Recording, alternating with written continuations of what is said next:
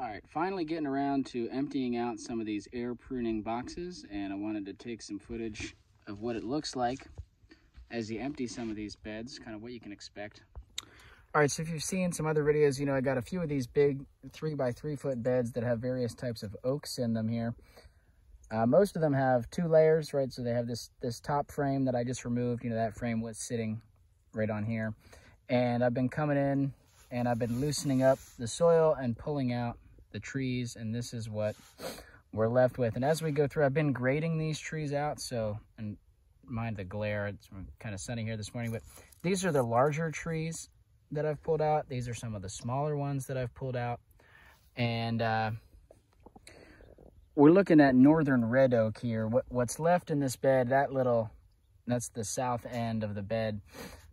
That is mostly chestnut and white oak. This was kind of a split bed, multiple species. So I pulled out all the red oak. And like I said, I'm going through and sorting them. These larger trees are the ones that I will offer through the nursery. You know, these have a good, long, healthy root system. It's very, you know, large size taproot. Like I said, good and long, and tall, reasonably thick above ground biomass. These are really field ready trees. These trees, I would say, also are field ready, but because they're a little bit smaller, the roots are not quite as long. They're a little bit skinnier. Those trees I will either donate, or I'll plant them out here in the landscape, or I could put them into another bed to grow out another season. I'm still very excited to have these coming out of the bed, but like I said, I don't think that I'll offer these through the nursery, you know, for sale, but they will get out and get distributed to folks who want them other ways, or planted here. And I'm going to get a count as I pot these up. What I like to do for the most part here in this environment in the southeast, I'm not sure if this is, I can't really speak to how this would work in a more northern climate, but I like to get these large nursery pots. I fill them with a little bit of leaf compost and wood chips at the bottom, about 1 or 2 inches. And then I'll bundle all these trees up and basically heel them into the pots.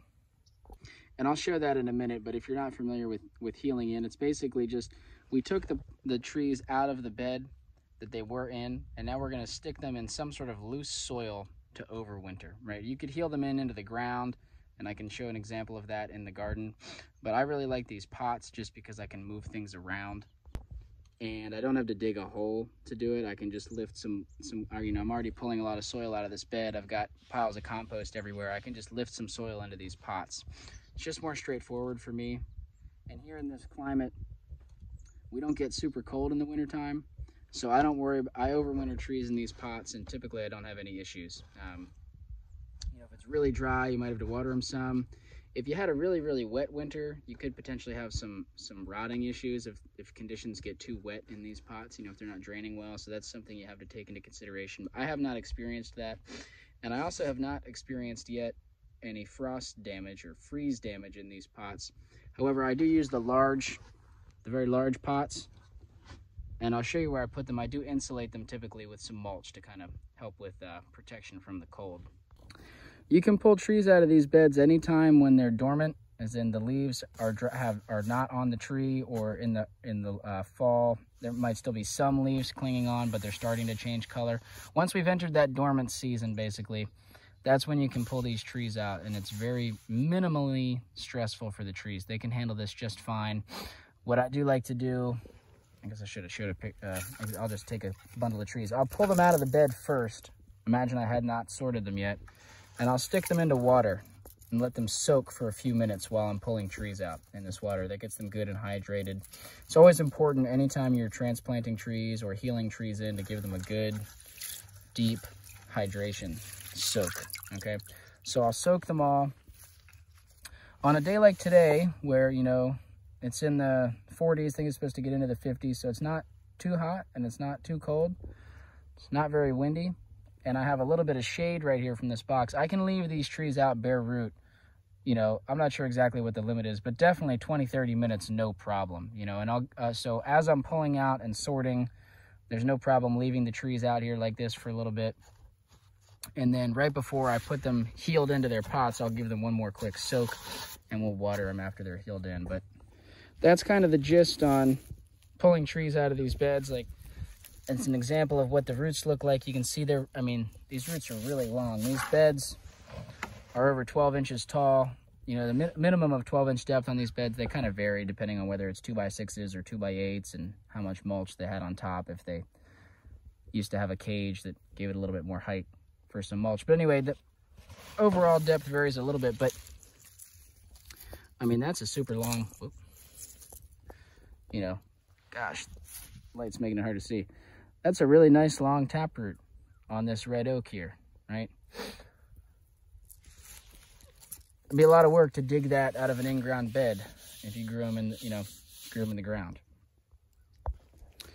And I still have about a third of this bed to go. Like I said, this is a different species. These are white oaks. I think some chestnut oak. It's kind of a mix in there, which I typically don't like to do, but anyway, it happens sometimes.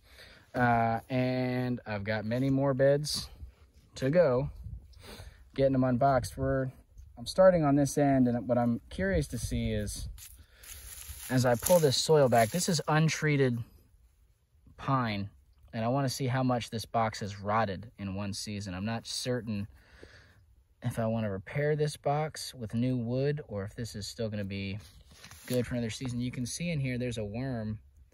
He was just moving. So just goes to show, you know, we're in December here. We've had some really hard freezes where the nights have gotten down into the 20s. But in the daytime, it warms up to the 40s or 50s. And so these boxes are insulated enough that the worms have not died, you know.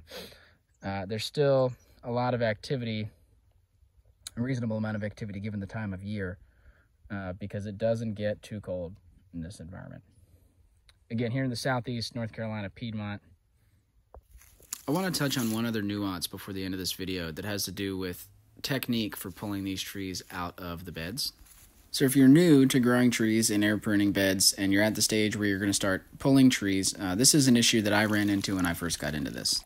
Sometimes these trees are so easy to remove from these beds that you can grab the trunk of a tree and just gently pull up on it, and it comes out like a carrot coming out of a nice loose raised garden bed. Once you experience that a few times, it can be tempting to just try to do that all the time, but as you do it more, you'll realize that oftentimes the roots are more intertwined, and when you try to give them a yank like that, you can snap off the top part of the tree. And that would look something like this. And it's a real bummer when that happens, and so really the way to avoid that is, first of all, to go slow and to be gentle, but to really make sure that you're getting all the way underneath the roots. You can use your hands or you can use a nice flat shovel, and you want to get all the way under the roots and pry up to really loosen the soil before you try to pull any of these trees out of the beds. And to really show what I mean by that, we can take a look at this black walnut bed, for example. So you can see this is what the bed looks like. Before I start tearing it apart, I'm going to take the top frames off and expose some of that soil. And then I'm going to take my flat shovel. You can see I kind of broke part of that frame. But I'm going to get all the way underneath these trees, all the way underneath the bottom of the roots, and lift up. And then I can very gently tease the trees out. And you have to go a little slow, but you can see that's a really long root. If I had just grabbed that at the top and tried to yank without loosening the soil, I probably would have snapped it off.